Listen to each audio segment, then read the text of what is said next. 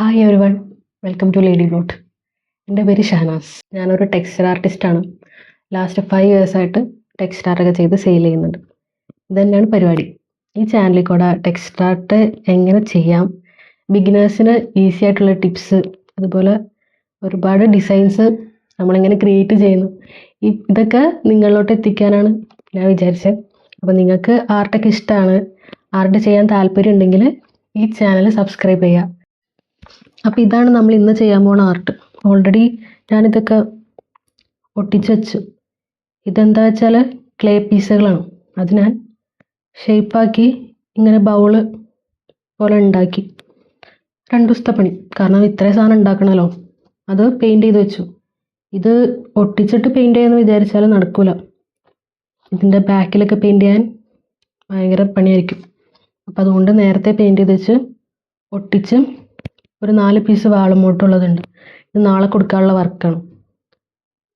അപ്പോൾ ഇതിൻ്റെ പെയിൻറ്റിങ് പരിപാടിയിലാണ് ഇന്ന്. കുറച്ചൊക്കെ ഞാൻ പെയിൻറ് ചെയ്ത് വെച്ചു, കാരണം സ്റ്റാർട്ടിങ്ങിൽ നമ്മൾ ഇതിൻ്റെ അടിയിൽ പെയിൻറ് ചെയ്യുന്നതാവും നല്ലത്. അപ്പം അങ്ങനെയാണെങ്കിൽ നമുക്ക്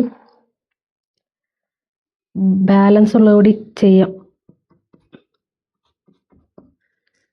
ഇതിനൊന്നും നമ്മൾ ഒരുപാട് ടൈം വെറുതെ കളയരുത്, വേഗം. കാരണം ഇത് സെക്കൻഡ് കോട്ടും കൂടി കൊടുക്കാനുള്ളതുകൊണ്ട് എല്ലാ ആർട്ടും അല്ല, ചില ആർട്ടുകൾ, ചില പെയിൻറ് കളേഴ്സൊക്കെ നമുക്ക് സെക്കൻഡ് കോട്ട് കൊടുത്തില്ലെങ്കിൽ അതൊരു ഫിനിഷിങ് ഉണ്ടാവില്ല. ഉദാഹരണത്തിന് ബ്ലാക്ക് ഒന്നും സെക്കൻഡ് കോട്ട് കൊടുക്കേണ്ടി വരില്ല. അതെന്താ വെച്ചാൽ ബ്ലാക്ക് ആയതുകൊണ്ട്, ഡാർക്ക് കളേഴ്സ് ആയതുകൊണ്ട്. നേരെ മറിച്ച് ലൈറ്റ് കളേഴ്സ് ആണെങ്കിലും ഈ ഓറഞ്ച്, ഗ്രീന്, അതുപോലുള്ള ചില വൈബ്രൻറ്റ് കളേഴ്സ് ആണെങ്കിലും സെക്കൻഡ് കോട്ട് അടിച്ചില്ലെങ്കിൽ ഭയങ്കര വൃത്തികേടായിരിക്കും. അപ്പം അതുകൊണ്ട് സെക്കൻഡ് കോട്ടും അടിക്കണം. ഇതൊരു ബീച്ച് കളറാണ്. അപ്പോൾ ഫസ്റ്റ് കോട്ട് നമ്മൾ മാക്സിമം എല്ലായിടത്തും ഈ ക്യാൻവാസ് ക്ലോത്തിൻ്റെ വൈറ്റ് കളർ കാണാത്ത രീതിയിൽ എല്ലാ സ്ഥലവും ടച്ച് ചെയ്യണം. ഈ ക്ലേ പീസ് ഉണ്ടാക്കുന്നത് ഞാൻ വേറൊരു വീഡിയോയിൽ കാണിച്ചു തരാം. വളരെ എളുപ്പം എന്ന് പറഞ്ഞാൽ അത് ഉണ്ടാക്കാൻ നമ്മൾ ചപ്പാത്തിയൊക്കെ പരത്തുമ്പോൾ മാവ് ഉണ്ടാക്കില്ലേ, അതുപോലെ കുറച്ച് കഷ്ടപ്പെടണം. ചില കാര്യങ്ങളൊക്കെ ഭയങ്കര രസമാണ്. നമ്മൾ കിച്ചണിലൊക്കെ ചെയ്യണ പരിപാടികളൊക്കെ പോലെ ഉണ്ടാവും. ടെക്സ്ചർ മിക്സ് ചെയ്യലാണെങ്കിലും ഞാൻ അതിന് യൂസ് ചെയ്യുന്ന പല ടൂൾസും കിച്ചണിൽ യൂസ് ചെയ്യുന്ന ടൂൾസാണ്. ഞാൻ വഴിയൊക്കെ കാണിച്ചു തരുന്നുണ്ട്. ഇതുപോലെ ഇതാ നമ്മൾ ചെയ്തേക്കുന്ന വേറെ ആർട്ടുകളൊക്കെ ഉണ്ട്. ഞാനെല്ലാം കാണിച്ചു തരുന്നുണ്ട്. വരുന്ന വീഡിയോസിലൂടെ ഞാൻ ചെയ്ത ആർട്ടുകളും ചെയ്യാൻ പോകുന്ന ആർട്ടുകളും നമുക്ക് ഇഷ്ടപ്പെട്ട് ചെയ്യുന്ന ഓരോ കാര്യങ്ങളും, അത് ഭയങ്കര രസമാണ്. ഇങ്ങനെ അതിലോട്ട് തന്നെ ഇതിങ്ങനെ ചെയ്തുകൊണ്ടിരിക്കും. അതുപോലെ ഞാൻ പറഞ്ഞ ഇതിലൊട്ടിച്ചേക്കുന്ന ക്ലേ പീസുകൾ ഇതുപോലെ ഞാൻ ഉണ്ടാക്കിയതാണ്. ഉണ്ടാക്കുന്നതൊക്കെ കാണിച്ചു തരാം. ഭയങ്കര രസകരമായ പരിപാടിയാണ്, ഭയങ്കര രസമുള്ള പരിപാടിയാണ്. ഇതുപോലെ ഇത് ഒരു 10-40 പീസ് ഉണ്ടാവണം. 20 ഒക്കെ വെച്ച് ഉണ്ടാക്കിയതാണ്. 2 ദിവസം മുത്തിരിക്കൊന്നും വേണ്ടട്ടോ. നമുക്ക് ചെയ്യാനിരിക്കുമ്പോൾ ചെയ്യുന്ന പരിപാടികളാണ് ഇതൊക്കെ. നല്ല രസമുള്ള പരിപാടിയാണ്. അതുപോലെ ഞാൻ പറഞ്ഞില്ലേ, നമ്മൾ പല ടൂൾസും, എല്ലാം നല്ല, പക്ഷെ പല ടൂൾസും നമ്മൾ കിച്ചണിൽ യൂസ് ചെയ്യണം. ടൂൾസ് യൂസ് ചെയ്യേണ്ടത് പറഞ്ഞില്ലേ, ഇതൊക്കെയാണ്. ഇത് പൊട്ടറ്റോ സ്മാഷർ. ഇത് എനിക്ക് യൂസ് വരാം. നമ്മൾ ടെക്സ്ചർ വാങ്ങിക്കുമ്പോൾ ടെക്സ്ചർ അതിലെന്തെങ്കിലും ചെറിയ ചെറിയ കട്ടകളൊക്കെ ഉണ്ടെങ്കിൽ നമ്മളത് ഉടച്ച് പേസ്റ്റ് പോലെ ആക്കാനായിട്ട് യൂസ് ചെയ്യുന്നതാണ്. പിന്നെ ഇതും നിങ്ങൾ മാളിലൊക്കെ കിച്ചൺ ഐറ്റംസ് ഒക്കെ ഇരിക്കുന്ന ഭാഗത്ത് കണ്ടിട്ടുണ്ടാവും. പക്ഷേ എനിക്കും ഇത് യൂസ് വരാം ടെക്സ്ചർ ആർട്ടിലാണ്. അപ്പോൾ ഇതുപോലെ ഒരുപാടൊന്നുമില്ല, എന്നാലും നമുക്ക് ചില കിച്ചൺ ഐറ്റംസ് നമ്മൾ ടെക്സ്ചർ മിക്സ് ചെയ്യാനൊക്കെ വേണ്ടിയിട്ട് യൂസ് ചെയ്യലുണ്ട്. നമ്മൾ ചെയ്യണ പെയിൻറ്റിങ്ങിനെ പറ്റി സംസാരിക്കാം. ഞാൻ ഓൾറെഡി പറഞ്ഞ പോലെ ഇതൊക്കെ ഞാൻ ഓൾറെഡി ഉണ്ടാക്കി വെച്ചതാണ്. ഈ പീസുകൾ എങ്ങനെ ഉണ്ടാക്കണമെന്ന് ഞാൻ വേറെ വീഡിയോയിൽ ക്ലിയർ ആയിട്ട് കാണിച്ചു തരാം.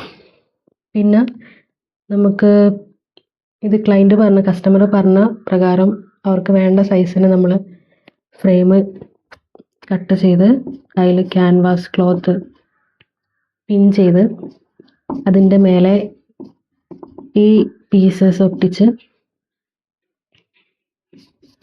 പെയിന്റ് ചെയ്യണം.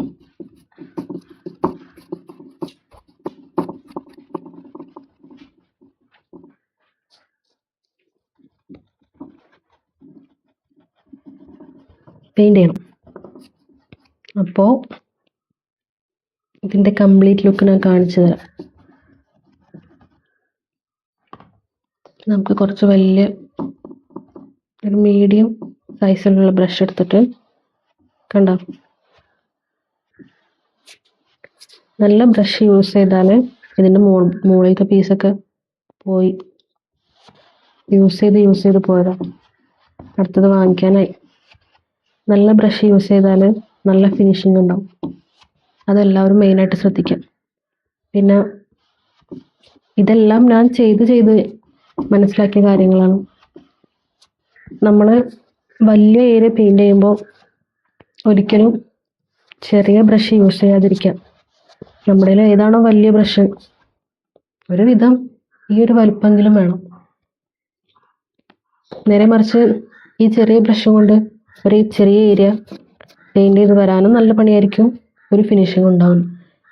ഈ ബ്രഷ്, ഇതിലെ ചെറിയ ബ്രഷൊക്കെ നമുക്ക് ഈ സൈഡ് അതുപോലുള്ള ഭാഗങ്ങളൊക്കെ ചെയ്യലാവും നല്ലതല്ല, അതാവും നല്ലത്. അതല്ലേ അങ്ങനെ. ഇത് ഞാൻ പെയിൻ്റെല്ലാം ഇന്നലെ ഉണ്ടാക്കി വെച്ചതാണ്. കാരണം ഓൾറെഡി ഇതിന് പെയിൻറ് ചെയ്തത് ഇന്നലെയാണ്. പെട്ടെന്ന് ഉണങ്ങി. പിന്നെ ഇത് ശരിക്കും പറഞ്ഞാൽ ഇന്ന് കൊടുക്കേണ്ട വർക്കായിരുന്നു. അപ്പോൾ അവർ പറഞ്ഞു നാളെ കൊണ്ട് തന്നാൽ മതിയെന്ന്, അവരുണ്ടാവില്ലെന്ന് പറഞ്ഞു. സോ അപ്പം നമ്മൾ വിചാരിച്ചു ഇന്നത്തേക്ക് വെക്കാമെന്ന്. അതുകൊണ്ട് നിങ്ങളെ കാണിക്കാനായി. അതായത് ഞാൻ ഇങ്ങനെ ഷടപടാന്ന് പെയിൻറ് ചെയ്ത് കഴിഞ്ഞിട്ടുണ്ടാവും. കണ്ടോ, നല്ല ഫിനിഷിംഗ് ഉണ്ട്. എനിക്ക് തോന്നുന്നു, അല്ല, ഞാൻ പറയാൻ വന്നത് സെക്കൻഡ് കോട്ട് വേണ്ടെന്നാണ്. പക്ഷേ സെക്കൻഡ് കോട്ട് വേണം. കാരണം നമുക്ക് ഈ ലൈറ്റിങ്ങിൽ നമുക്ക് മനസ്സിലാവില്ല സെക്കൻഡ് കോട്ട് വേണമെന്ന്. കാരണം ഓൾറെഡി ഇതൊരു ഡാർക്കായിട്ടിരിക്കണ പോലെ നമുക്ക് തോന്നും. പക്ഷേ ഇത് ലൈറ്റിങ് മാറുമ്പോഴോ അതോ ബാക്കിൽ നിന്ന് ലൈറ്റൊക്കെ വരുമ്പോൾ നമുക്ക് ബാക്ക്ഗ്രൗണ്ട് എടുത്ത് കാണിക്കും. അപ്പം അതിന് സെക്കൻഡ് കോട്ട് നിർബന്ധമാണ്. അങ്ങനെ ഇടയ്ക്ക് നമ്മുടെ പെയിൻറ് ഇതാണ് നമ്മുടെ പെയിൻറ്. എനിക്ക് ക്ലോത്തിൽ എടുക്കലാണ് ഒന്നും കൂടി മിക്സ് ചെയ്യാനൊക്കെ എളുപ്പം. അതുകൊണ്ട് ഞാൻ ക്യാൻവാസ് ക്ലോത്ത് തന്നെ കട്ട് ചെയ്ത് അതിലെടുത്തത്. കുറച്ച് വെള്ളം സ്പ്രേ ചെയ്ത് കൊടുക്കണം. ഞാൻ പെയിൻറ് ചെയ്യുന്ന ടൈമിൽ മാക്സിമം ഫാൻ ഇടലില്ല. എന്താ വെച്ചാൽ എനിക്ക് പെട്ടെന്ന് ഈ ആക്രിലിക് പെയിൻറ് പെട്ടെന്ന് ഒട്ടിപ്പിടിക്കും. നേരെ മറിച്ച് ഓയിൽ പെയിൻ്റ് ആണെങ്കിൽ ഒട്ടിപ്പിടിക്കില്ല. ഞാൻ ഓയിൽ പെയിൻറ് ഇതുവരെ ചെയ്ത് നോക്കിയിട്ടില്ല. മേത്താവാണ്ടൊക്കെ ശ്രദ്ധിക്കണം. എൻ്റെ ഓരോ ഡ്രസ്സും പെയിൻറ്റിങ് ചെയ്ത് കൊള്ളാവും. നമുക്ക് വർക്ക് കിട്ടാം. നമുക്ക് നേരത്തെ വർക്ക് കിട്ടൂല, വൈകിയും വർക്ക് കിട്ടൂല. എന്ന് വെച്ചാൽ ഹൗസ് വാമിങ്ങിൻ്റെ ഒരു തലേന്നോ മറ്റന്നാളോ 2-3 ദിവസം മുന്നേ പല ക്ലയൻസും ആർട്ട് ചെയ്ത് തന്നാൽ മതി എന്ന് പറയും. കാരണം എന്താണെന്ന് വെച്ചാൽ നേരത്തെ കൊണ്ടുവന്ന് വെച്ചാൽ അവിടെ ഫുള്ള് പൊടിയാവും. ഇനി വൈകി കൊണ്ടുവന്ന് കൊടുക്കാം, ദാറ്റ് മീൻസ് ഹൗസ് വാമിങ്ങിൻ്റെ തലേന്നൊക്കെ കൊണ്ടുപോയി കൊടുക്കാൻ വിചാരിച്ചാലും അവർ ചിലപ്പോൾ ക്ലീനിങ് തുടങ്ങിയിട്ടുണ്ടാവും. അപ്പോഴും ഇത് വാളിൽ സ്ക്രൂ ചെയ്യാനൊക്കെ പൊടി വീഴുമല്ലോ. അപ്പം അതുകൊണ്ട് ഇതൊക്കെ നോക്കിയിട്ട് വേണം. ഇതിൽ കുറച്ച് പെയിൻ്റ് ആവാനുണ്ട്.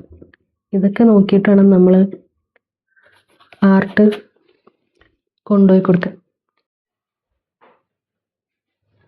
അതാ നമ്മുടെ ആർട്ട് കംപ്ലീറ്റ് ആയിട്ടുണ്ട്.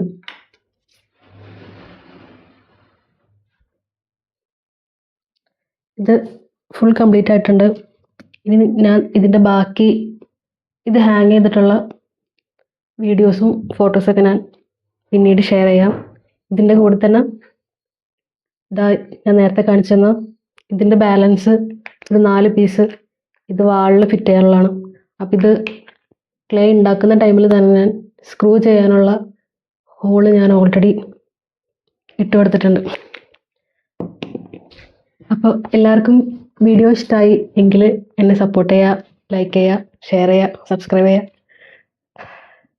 ഇത്ര നേരം വീഡിയോസ് കണ്ടിരുന്ന എല്ലാവർക്കും നന്ദി. Thank you.